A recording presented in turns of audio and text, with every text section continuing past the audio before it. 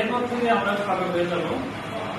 তো এতদিনে আমাদের সাধ্যের সাথে চলাফেরা সময় যদি কখনো আমরা দুষ্টমি অথবা আমরা কখনো অন্যায় করে থাকি, আমাদের শিক্ষকগণ একটা কথা আছে যে বাপে বানায় ভূত, শিক্ষক বানায় খুব।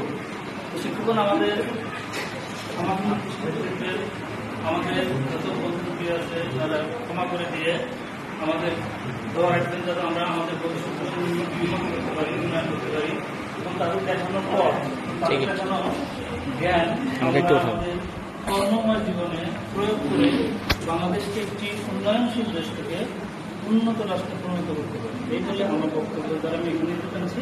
ধন্যবাদ।